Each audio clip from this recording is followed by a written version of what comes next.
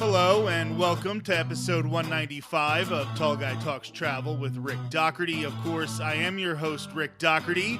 Today I will be flying solo on the show to continue my series on former Disney chairman and CEO Michael Eisner, with last week's announcement of Lightning Lane Premier Pass coming to Walt Disney World and Disneyland, which we will be addressing in a few minutes in a quick news segment.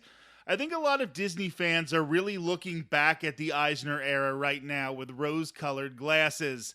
Eisner was in charge of the company when I started going to the parks in the mid-'80s, and I will admit to having a lot of nostalgia for the early part of his term. Today, we will look at the money man who helped Eisner's early years go so well. Before we get started, I'm going to make my weekly appeal for everybody to subscribe to the Tall Guy Talks Travel with Rick Doherty YouTube channel. Also, if you could do us a favor and enjoy more on the YouTube channel than just podcast episodes, we have tons of videos from the parks and experiencing other types of travel. Like, comment with positive stuff, and let's continue to build this thing. We are about to enter, I can't believe I'm about to say this, our 5th year as a podcast. That is incredible. Also, I need to take a few minutes for theme park news this week. Last week, we learned the official opening date for Universal's newest theme park, Epic Universe. May 22nd of 2025 will be the opening date. On Tuesday, selected multi-day ticket packages went on sale with the opportunity for one day at Epic Universe. For example, guests could have purchased a 3-day park ticket that would allow for 2 days at Islands of Adventure and or Universal Studios Florida and 1 day at Epic Universe. The 4-day ticket option still just included 1 day at Epic Universe, and that is the same thing for the 5-day option. It is clear that Universal is doing everything possible to make sure that everyone visiting Epic Universe is almost forced to make it an entire Universal vacation. Universal has also put up room deals for the new Loews Hotel Resort that has views of Epic Universe. The Universal Helios Grand Hotel towers over Celestial Park inside the new theme park. Celestial Park is one of 5 lands inside of Epic Universe. It will be joined by the Isle of Berk from How to Train Your Dragon, the Ministry of Magic from Harry Potter, Dark Universe featuring the classic Universal monsters, and the one that I think is really exciting most people I know just because of the age demographics, Super Nintendo World. While Universal has been moving forward with everything that has to do with Epic Universe, Disney and Walt Disney World in particular has had some announcements that aren't nearly being met with the same excitement. I make no secret that my favorite ride in all of Walt Disney World is Big Thunder Mountain Railroad. Well, Big Thunder is going to go down for a refurbishment on January 6th. Meaning that the 5th will be the last time to get the chance to ride it for quite some time. The refurbishment is expected to last into 2026. As you know, if you've been here listening to the show, eventually the Rivers of America and Tom Sawyer Island will be removed to make way for the Cars expansion to Frontierland. We've yet to hear when the groundbreaking will take place for Cars, but I am definitely worried that the next 2 months will be the last time we will get to see those amazing views of Big Thunder Mountain in operation next to the Rivers of America. We have talked a lot about this particular change, but it was only academic at first. Now that Thunder will be going down for refurbishment, it is starting to feel real. And some of those emotions, we're not 100% happy with this change, are really starting to bubble up for those of us who talk a lot on the podcast. An attraction with not nearly as much of a following will be going away forever 1 week after Big Thunder closes.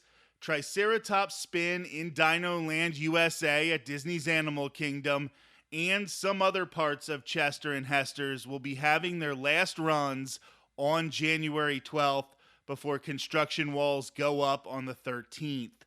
This will not yet include the Boneyard area, Restaurantosaurus, Trilobites, and Dinobite snacks. Also, as promised by Josh D'Amaro at the D23 Expo back in August, the ride Dinosaur will be open for a little longer to give guests the opportunity to ride it one last time. In 2027, Tropical Americas is scheduled to open as the replacement for Dinoland USA.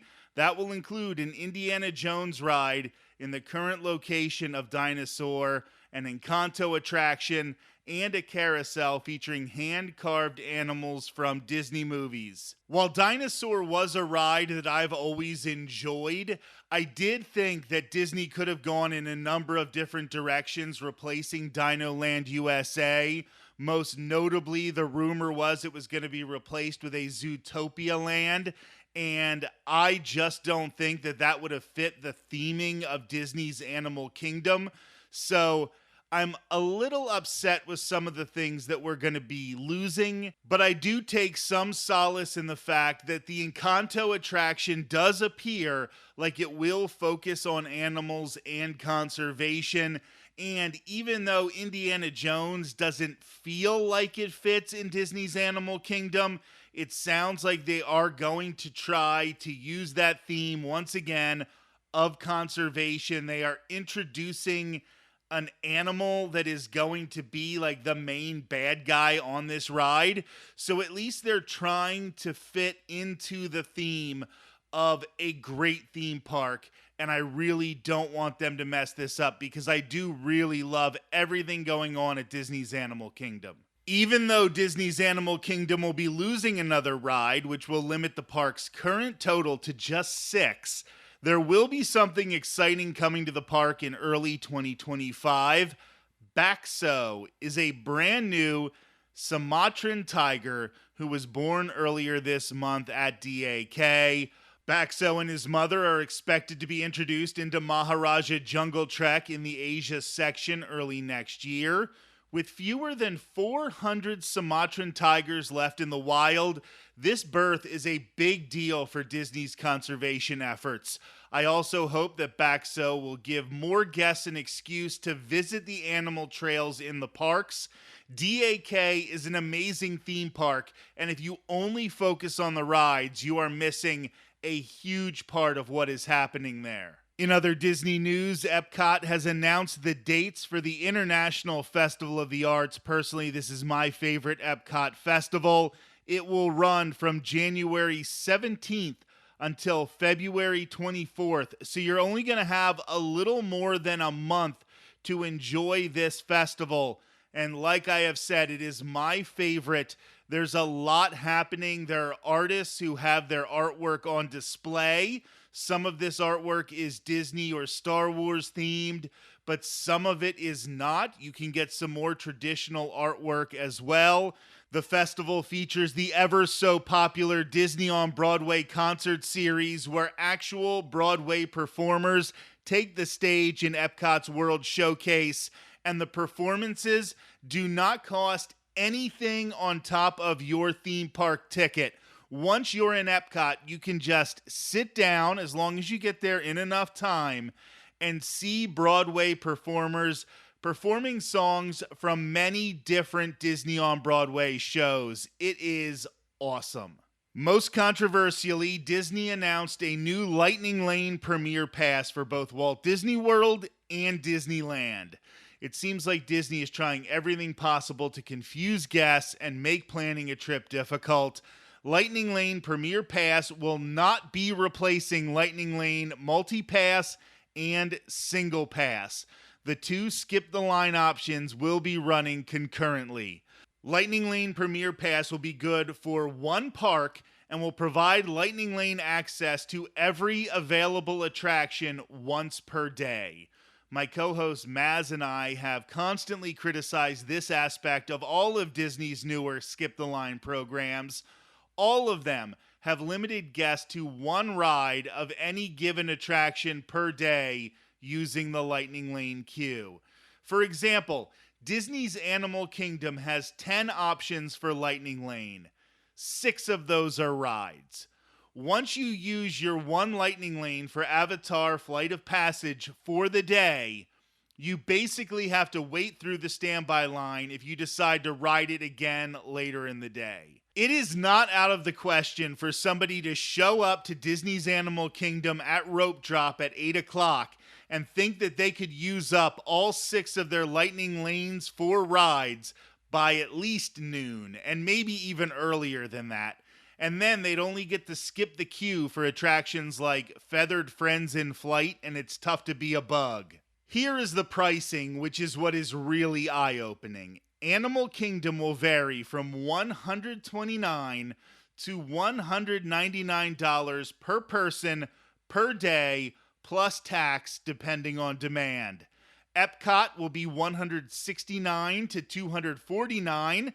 Disney's Hollywood Studios will come in at $269 to $349, and Magic Kingdom, on the other hand, will be an absurd $329 to $449 per person per day, plus tax depending on demand. Over on the West Coast, it will be a little different. Lightning Lane Premier Pass will be good for both Disneyland Park and Disney's California Adventure. For the rest of 2024, the pass will run $400 per person per day. Starting in 2025, the pass will range from $300 to $400 per day, depending on demand. I can guarantee you that we will be discussing this Lightning Lane Premier Pass a lot more in the coming months as we continue to see the real-life implications the pass is having on the in-park experience, not just for those who buy Premier Pass, but for those who don't, and how it impacts the lines for those attractions. Now it's time to move on to our second episode, delving into the life of former Disney chairman and CEO Michael Eisner. It was Easter Sunday, April 3rd of 1994. According to the book Disney War by James Stewart, Michael Eisner had just arrived at his son's house to celebrate the holiday with a family dinner. As we discussed last month, Eisner was Jewish by ethnicity, but he was raised in an extremely secular family. Having an Easter dinner with family was not out of character for Eisner. However, he was one of the first Jewish members of the Bel Air Country Club. It was at the Bel Air Country Club where Eisner had spent the earlier part of the day playing a round of golf. What seemed like a perfect day came to an abrupt end around 6:30 in the evening when he received a call telling him about the death of Frank Wells.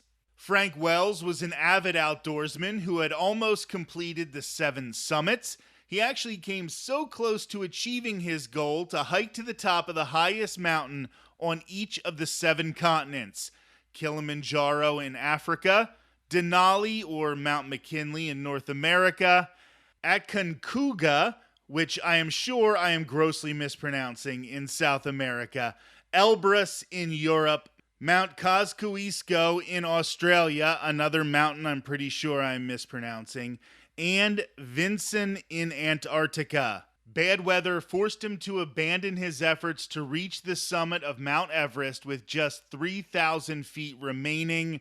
Unfortunately, bad weather on another outdoor excursion led to his death. He was on a skiing trip when snow got into the engine of the helicopter in which he was riding. The crash killed 4 of the 5 people in the vehicle. 1994 was Wells' 10th year as the chief operating officer of the Walt Disney Company, a job he started in 1984 at the same time Eisner was named chairman and CEO. Many people consider Wells to be a stabilizing force to Eisner, much like Roy Disney had been to his brother Walt. Wells dealt with the money, and Eisner was the idea man. While his death was a personal tragedy, it also messed with the balance in the executive levels of the company.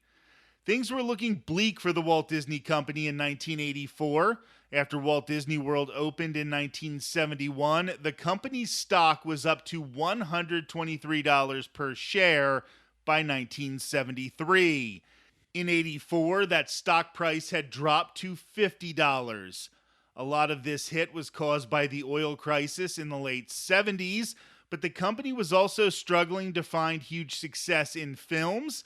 When combined with the $1.2 billion it cost to build Epcot in Florida, the company was in danger of a takeover from the outside. Saul Steinberg was born in 1939 and was raised in Brooklyn, New York. He graduated with a degree from the University of Pennsylvania's Wharton School of Business and had quick business success with a company that leased computers to IBM. The business dynamics are a little complicated for the size of his importance to this story, but Steinberg found that leasing computers was a much more lucrative practice than selling them.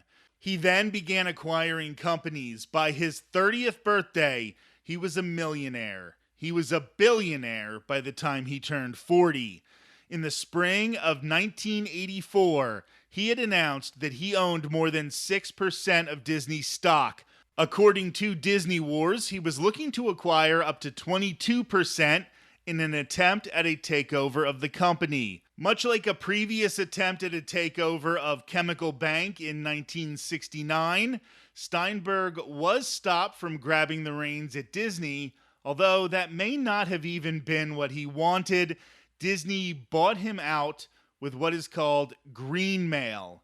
It is very possible that the green mail payment was his goal the entire time. This caused Disney stock to take another nosedive, and it was becoming more obvious to board members Card Walker and Ray Watson, as well as CEO Ron Miller, that something had to change at the top of the company. What the board ended up deciding was that Ron Miller would need to be replaced as CEO. In the search for his replacement, there were two candidates who dominated the top of the list. Michael Eisner, who had become one of the hottest executives in Hollywood for his work at Paramount Pictures, including his quote-unquote singles and doubles strategy for movies with great stories and lower budgets, and his memo about the state of the film industry that had raised some eyebrows. Frank Wells was perhaps a more pragmatic choice to run Disney because he had the experience from Warner Brothers, first as its West Coast vice president, then vice chairman, before leaving the company in 1982. During the scouting process, Wells actually confided to Disney board member Ray Watson that if they were only going to hire one executive, it should be Eisner. After all, Eisner was the more creative of the two, and Disney was in a creatively stagnant situation. The move was just the start of Wells setting aside his ego to help Eisner in his advancement. The board of directors wasn't convinced that Eisner's creativity would make up for his lack of business acumen. Wells was the businessman. After further talks with board members and Eisner, it was finally agreed that Frank Wells would eventually be the president and COO at Disney, while Eisner would be the chairman and CEO. Even though he clearly started out as a legitimate candidate for the top job, Wells recognized what Eisner could do for the company and stepped into a less visible role to make it work. So the dynamic was set to mimic that of Walt and Roy Disney at the beginning of the company. Frank was the Roy, dealing with the money, and Eisner was the Walt. Not only did Eisner serve as the creative head of the company like Walt, but he also began to take a more visible role as well. Eisner really became the first face of the company, or if you take into consideration Mickey Mouse, maybe you should say the first human face of the company since Walt Disney passed in 1966. One of the areas where Frank Wells really played a part in the success of the early Eisner era was in home video. The infamous Disney Vault was created under the leadership of the duo. Bill Mechanic was an executive at Paramount who was one of the many figures to jump from Paramount to Disney with Michael Eisner. He wanted to be a movie producer, but he wasn't going to let down his bosses with his first assignment of being in charge of home video. Despite the objections of higher-ups like Roy Disney's son, Roy E. Disney, and Jeffrey Katzenberg, who also came over to Disney with Eisner, Mechanic wanted to push for releasing classic animated Disney movies on home video. The conventional wisdom, sometimes referred to as the "what would Walt do" crowd, felt that releasing these movies to the general public to own would cheapen classics. It would also take away a revenue stream from re-releasing older films in theaters. Mechanic got the go-ahead to release Pinocchio. The caveat was that he had to release it with the prohibitive price of $79.95. Knowing that he was still flying under the radar of many higher-ups in the company, Mechanic experimented by dropping the price to $29.95, and he spent $7 million in advertising of the home video release. His strategy resulted in the company selling all 1.7 million units of Pinocchio. With these bullets in his proverbial gun, Mechanic turned his sights on Cinderella. The pushback from Roy E. Disney and Katzenberg continued, but he was able to get a sit-down with Eisner and Wells. After explaining that pricing Cinderella at $29.95, Disney could earn $100 million in the first year, Wells asked, "Well, what are we waiting for?" Eventually, Eisner, Wells, and Roy E. Disney came to a compromise. Instead of the insanely popular Cinderella, they released Sleeping Beauty, which had actually been a disappointment at the box office. Wells allowed Mechanic an ad budget that would promote Sleeping Beauty as if it was a classic on the same level as Cinderella. Honestly, something that was a lot more likely to succeed before the internet made everyone an expert on the financial success of individual movies, and Disney sold all 3 million copies. With that success, Mechanic was allowed to proceed with Cinderella, and it was off to the races. Mechanic's biggest idea was to promote these movies not just as physical media, but as collector's items. That is why the concept of the Disney Vault was such a big deal. If Cinderella is $29.95 now, you better buy it, because it won't be available in a few months. Despite being told that Snow White and Fantasia were still off limits to home video, Mechanic turned the niche into the second most profitable part of the company after the theme parks. Of course, it is the theme parks that concern us the most, and Wells was instrumental in giving Eisner the flexibility to go after some of his biggest ideas. Almost everyone who travels to Walt Disney World on a regular basis is familiar with 192 and International Drive.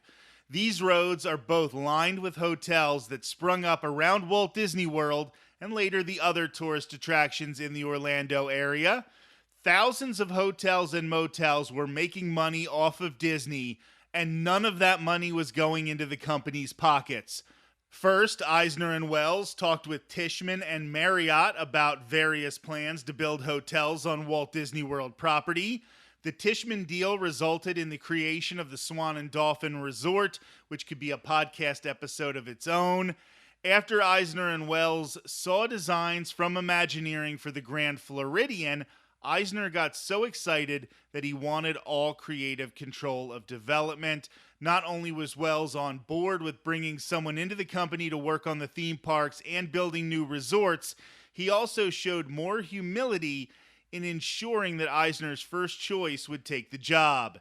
Gary Wilson was the chief financial officer at Marriott, and Eisner wanted to offer him the same title at Disney. Wilson was skeptical of taking a lateral move like that until Wells spoke up about his future plans. Wells wanted to climb the 7 summits, and he had political ambitions. Wells brought up the prospect of stepping aside from the position of president in 5 years, which would allow Wilson to get the promotion at that time. This act by Wells probably had more to do with the major successes most of us remember from the Eisner era than any other. What did Wilson do right away that was so successful? Well, a lot of Disney fans won't like to hear it, but he raised admission prices. Many in the company were furious. After all, that wasn't part of their "what would Walt do" mentality. Still, the increases had no impact in park attendance, so they were able to continue. This set what was probably a more realistic market price for park tickets, but also added millions in revenue that Eisner was then able to reinvest into the parks. It also gave Eisner the resources to fund his love of architecture and Imagineering was more than willing to come up with great ideas for a boss eager to show he knew his stuff in that field. In the years that Eisner was running the company with Frank Wells by his side, we got the creation of Disney MGM Studios in 1989 and Euro Disney, now Disneyland Paris, in 1992. Of course, the partnership was also vital in the resources to create Disney's Animal Kingdom in 1998, just 4 years after Wells' death. So many in the theme park community talk with great nostalgia for the time when Eisner was in charge, but it's important to note that the company went through some very, very difficult times after Wells passed. The final years of Eisner's run were not as universally loved as the first 10. A big part of that had to do with the working relationship Eisner and Wells developed. It would be tempting to see Frank Wells' death as the start of Eisner's downfall with the company, and then connect the dots to Bob Iger, Bob Chapek, Bob Iger returning, and even to decisions like Lightning Lane Premier Pass. That, however, is way too simplistic of an explanation. Wells wanted to conquer all of the 7 summits. Wells wanted to be the governor. Frank Wells wasn't going to stay at the Walt Disney Company forever, even if that helicopter didn't crash. It's also too simplistic to think that the Eisner and Wells relationship would have continued to be so fruitful in the coming years. Wells died during the height of the Disney Renaissance, but Eisner was still the creative executive. I doubt that Wells would have stopped the slip in quality of some of the animated movies in the early 2000s. Even if you have a soft spot for some of those movies, their box office numbers wouldn't have been any better with Wells still occupying the job as president. The financial disaster that was the early years of Euro Disney had a big impact on the company. Certainly 9/11 had a catastrophic impact on the theme park business. Michael Eisner, despite the well-rehearsed persona he showed on television, was not the easiest person with whom to work in a lot of situations. In the long run, the same set of circumstances that led to Eisner being ousted from his role as chairman and CEO of the Walt Disney Company would probably have happened even if Wells would have never left for that skiing trip. No matter how much the internet seems to not believe me, I think that we were always going to be headed for $400 Lightning Lane Premier Passes because people will pay it, and capitalists rarely turn down money that people are willing to pay. Like I've said, once per month, I'm going to dive into a different aspect of Michael Eisner's life in an episode of the podcast. I don't know how long I will continue to do this, but September's episode did very well. If you want to continue to learn more about his time in charge of the company, make sure to like and comment on this episode of the Tall Guy Talks Travel with Rick Doherty YouTube channel. Whenever we try something different, it is a risk, and I just want to make sure that you all like it. Next month, I'm going to look into one of Eisner's failed projects. The man certainly had a lot of ideas, but some of them overlooked important details and ended up never coming into fruition while wasting the company time, money, and good publicity. That is going to air on November 21st as our 199th episode of the show. As I have said a number of times, a lot of the information and research that goes into these Eisner episodes comes from the book Disney War by James Stewart. Not only do I want to give credit to the place where I did get a lot of the information, I also wanted to let you know that there is a really, really good book that deals with the inner workings of the Disney company during Michael Eisner's time in charge. It is called Disney War by James Stewart, and if you like reading really long, detailed books on business, you will go nuts over this book because it is amazing. I also wanted to remind everybody that I borrowed the book from my local library, so these episodes have not cost me a dime, and I just want to say, our local libraries are huge resources, so if you can ever help them financially or just get a library card, just make sure you have one because the numbers will help them get funding. More people who have library cards, the more funding they will be able to get for libraries, and that is incredibly important. They are such valuable resources in our communities, and they have made this podcast better, but certainly they make our communities better each and every day. We have a lot of fun stuff planned leading up to our 200th episode on November 7th and 14th. Maz and I will be doing one of our popular theme park tier lists. I know you all seem to love those episodes when we rank every attraction in a park, and this time we'll be covering my favorite park, Epcot. Coming up next Thursday, it will be Halloween. Sarah Says and I have worked on special Halloween episodes of the show for the past 3 years. In 2022, we had multiple episodes dedicated to the Haunted Mansion. Last year, we had an in-depth look at the Tower of Terror in all of its iterations around the globe. Next week, we're going in a little different direction. Sarah and I will be talking about when things get scary on a Disney vacation. That will be next Thursday on Tall Guy Talks Travel with Rick Doherty. Until then, have a great week.